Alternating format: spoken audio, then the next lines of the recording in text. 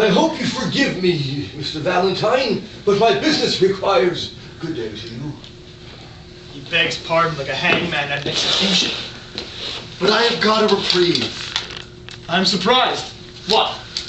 Does your father relent? No. He has sent me the hardest conditions in the world. You have heard of a booby brother of mine that was sent to sea 3 years ago?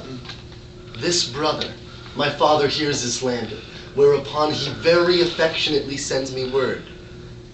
If I will make a deed of my conveyance, of my right to his estate after his death, to my younger brother, he will immediately furnish me with £4,000 to pay my debts and make my fortune. This was once proposed before, and I refused it.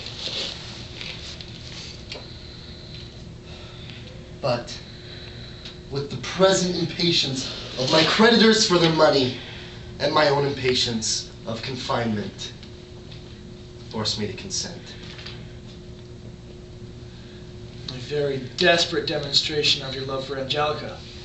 And I think she has never given you any assurance of hers. You know her temper. She never gave me any great reason either for hope or despair. Women of her airy temper, as they seldom think before they act, so as to never give us any light to guess at what they mean. But you have little reason to believe that a woman of this age, who has shown you nothing but indifference in your prosperity, will fall in love with you in your ill fortune. And besides, Angelica has a great fortune of her own. And a great fortune expects another great fortune, or a fool. More misfortunes, sir. What, another dun? No, sir, but Mr. Tattle has come to wait upon you. Well, I can't help it. You must bring him up. He knows I don't go abroad. Pox on him! I'll be gone. Prithee stay. Tattle and you should never be asunder. You are light and shadow, and shew one another. He is perfectly thy reverse, both in humor and understanding. And as you set up for defamation, he is a mender of reputations. A mender of reputations, aye. Just as he is a keeper of secrets. Another virtue he sets up for in the same manner. The rogue will speak aloud in the posture of a whisper and deny a woman's name while he gives you the marks of her person. He will forswear receiving a letter from her while he gives you her hand upon the superscription. Valentine! He's here. Good morrow, Scandal! I am yours. That is, when you speak well of me. That is when I am yours. For while I am my own, or anybody else's, that will never happen. How inhumane! Why, Tattle? You need not be much concerned at anything that he says. For to converse with Scandal is to play at losing Loden. You must first lose a name to him before you can make one for yourself. But how barbarous that is! And how unfortunate for him that the world shall think the better of any person for his calumniation! I thank heaven it has always been a part of my character to handle the reputation of others most tenderly. Aye, such rotten reputations as you have to deal with are to be handled tenderly indeed. Nay, but why rotten? Why should you say rotten when you know not the persons of whom you speak? How cruel that is! Not know. Why, thou never hadst to do with anyone that doesn't stink to all the town. Nay, now you make a jest of it indeed, for there is nothing more known than that nobody knows anything of that nature of me. As I hope to be saved, Valentine, I never exposed a woman since I knew what a woman was. And yet you have conversed with several. To be fair with you, I have. I don't care if I own that. Nay, more, I'm going to say a bold word now. I could never meddle with a woman that had to do with anybody else. How? Nay, faith, I'm not to believe him. Except her husband, Tattle. Oh, that. Come, let's talk of something else.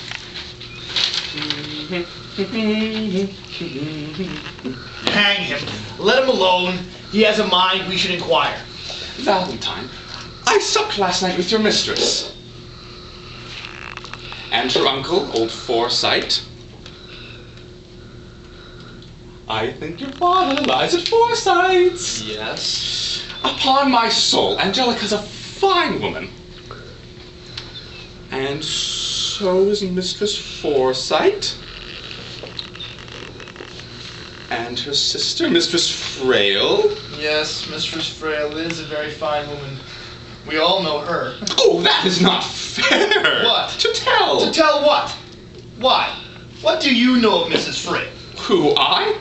Upon honor, I don't know whether she be man or woman, but by the smoothness of her chin and the roundness of her lips. No. No. She says otherwise. Impossible. Yes, Faith. Ask Valentine else. Why then, as I hope to be saved, I believe a woman only obliges a man to secrecy that she may have the pleasure of telling herself. No doubt on. Well, but has she done you wrong or no? You have had her? Huh? Though I have more honor than to tell first, I have more manners than to contradict what a lady has declared. Well, you own it? I am strangely surprised. Yes, I can't deny it, if she taxes me with it. She'll be here by and by. She sees Valentine every morning. How? She does me the favor. I mean, of a visit sometimes. I did not think she granted more to anybody. Nor I, Faith, but Tattle does not use to belie a lady. It is contrary to his character. How one may be deceived in a woman, Valentine. Nay, but what do you mean, gentlemen? I'm resolved. I'll ask her. Oh, barbarous, why did you not tell me? No, you told us. And bid me ask Valentine. What did I say?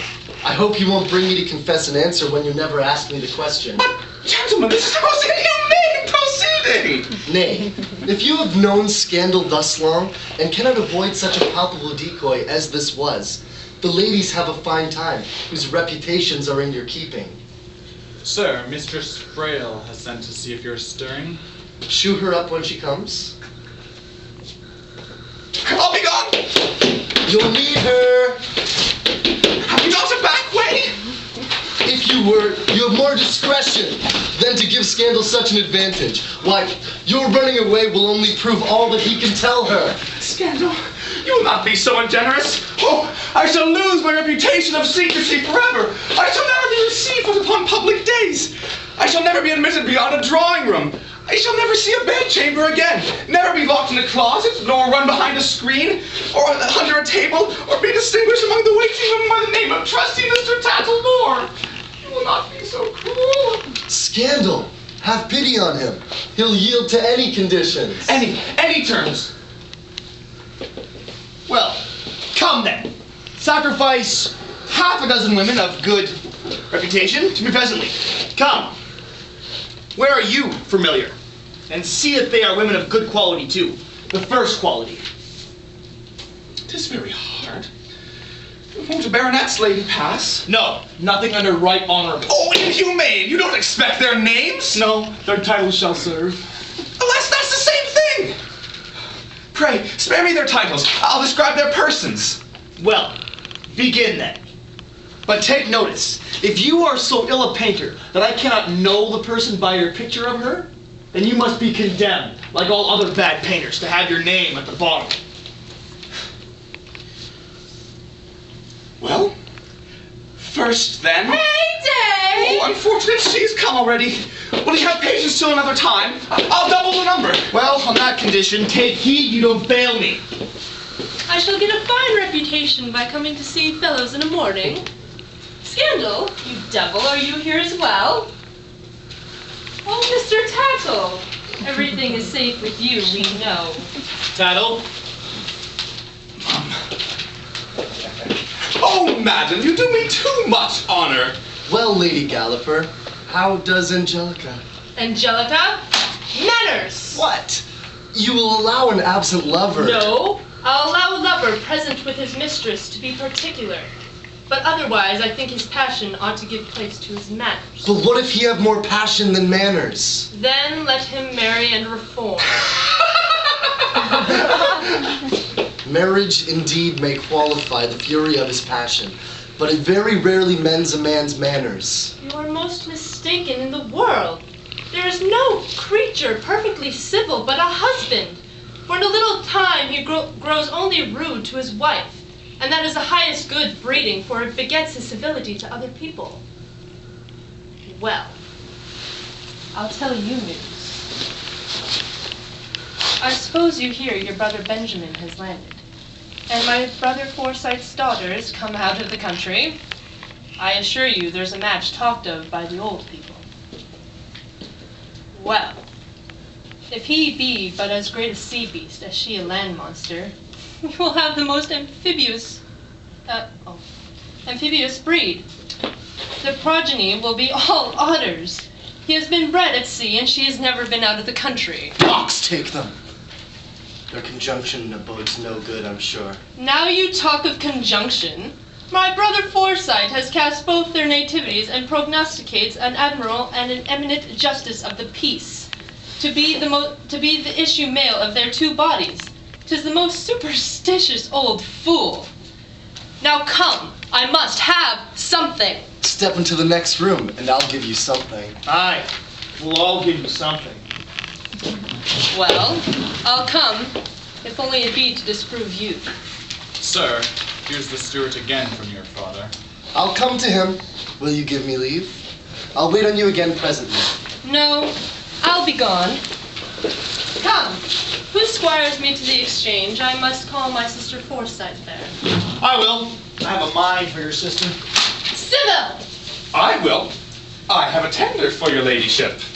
That is somewhat the better reason to my opinion. Well, if Tattle entertains you, I have a better opportunity to engage your sister. Tell Angelica I am about making hard conditions to come abroad and be at liberty to see her. I'll give an account of you and your proceedings. If indiscretion be a sign of love, you are the most lover of anybody that I know. You fancy that parting with your estate will help you with your mistress. In my mind, he is a thoughtless adventurer who hopes to purchase wealth by selling land or win a mistress with a losing hand. See?